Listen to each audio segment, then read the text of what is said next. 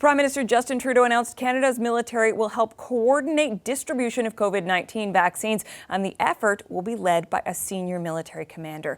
Major General Danny Fortin is a former commander of the NATO mission in Iraq. He will head up a new unit under a branch of the Public Health Agency. For more details, we reach the Minister of National Defence, Harjit Sajjan. Welcome back to the program, Minister. Thank you for having me. To start, can you tell us how exactly this new military-supported hub in public health, and really the military, how are they going to help in coordinating the deployment of millions of doses of vaccine? No, it's a great question. But first I want to say is that the military has been part of the pandemic response that our government has been working on for from day one, which you have seen. But also when it comes to the vaccine, we knew from the beginning that the only way out of this pandemic was going to be through a vaccine. Now that we're here, but we predicted that we needed to get a plan in place. So we started very early on to look at what PHEC needed to do. We started embedding military planners early on. And what you see now is the evolution of Major General Danny Fortin will lead the team. So we have added more, put a senior general in charge of that team, who'll be embedded inside PHEC to help develop the logistics plan. Let me ask you about Major General Fortin, Minister Sajjan, because the comparison has been made to the United States, where they appointed a former general to lead Operation Warp Speed. They did that in May. So why is this only happening with Major General Fortin now? Why did it take Canada so long?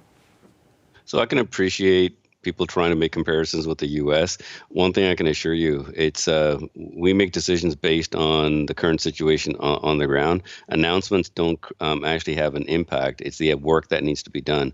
What you saw behind the scenes. But he hasn't been embedded since May, for instance. But we've had a team embedded for some time working with PHEC. In fact, we've actually had the Canadian Armed Forces working hand in glove with PHEC from day one. So General Vance, our Chief of Defence Staff, our top general, has been working with the resources of the Canadian Armed Forces through me to provide that appropriate support. Okay, but what you see here, what we're I was going to say, let's look ahead then, Minister. I mean, you make the point that this work has been going on for months and months. So let's go back to that initial question. When the vaccine rollout actually starts to take place, what will the military be doing? So this is what we're going to be figuring out. So we've been working on a plan of what type of resources are needed at the federal level and be able to stress test a plan there. But we have to now work with the provincial governments and develop a plan with them and stress test that. Once we have gone through that, we will determine exactly what is the most efficient way to move the vaccines to all Canadians. And from that, we will determine exactly what the Canadian Armed Forces will be doing. So even though Major General Fortin is leading the team,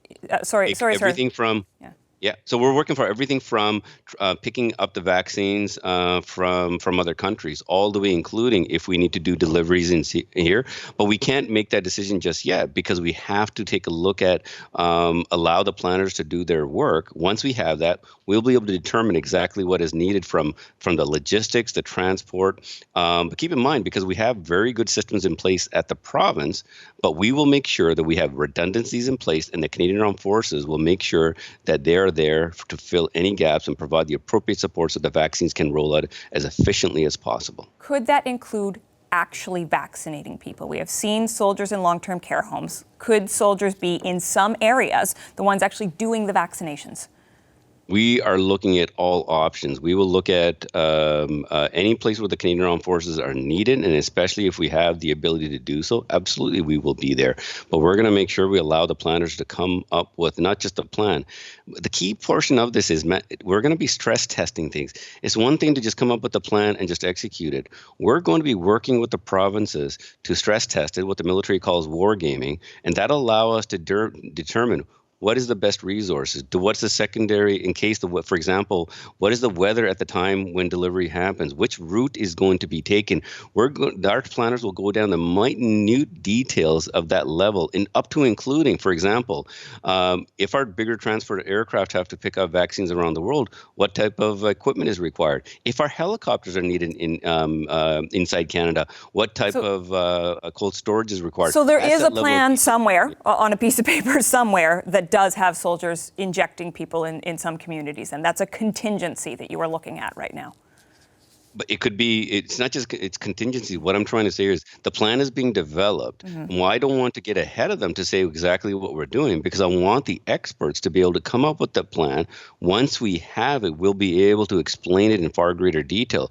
But what I'm saying here is that that's the level of detail that we're going to, looking exactly when somebody says, hey, we're going to do X, saying, okay, demonstrate how you would do it. And if there's any problems with that, we'll look at putting contingencies in place to making sure we're able to have the redundancies in delivering vaccines. I want to make sure the right experts come up with the plan, though. I only have a moment left, and I do want to ask you about one of the contingencies you might be looking at. There has been talk about the possibility of the military helping deliver vaccines, particularly in rural and Indigenous communities. And I want to ask you about specifically this question of potential military presence in Indigenous communities. Who are you talking to in order to make sure that that is handled in as sensitive and as well-informed a way as possible? Because we can imagine some of the challenges and the complexities of sending the military, and I know it's happening in some places in Canada right now to help with COVID response, but sending the military in to actually perform a healthcare role in Indigenous communities.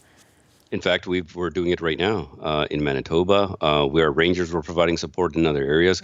We had already a plan in place in case the infection rate went really high in Indigenous areas. How would we respond to remote areas?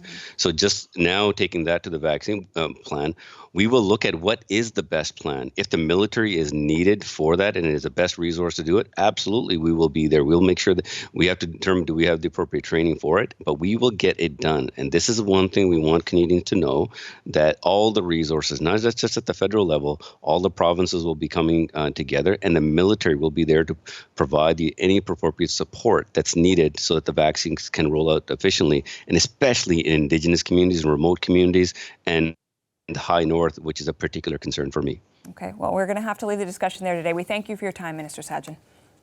Great, thank you for having me. Hi, I'm Vashi Capellos, host of Power in Politics. See more of our show by subscribing to the CBC News channel or click the link for another video.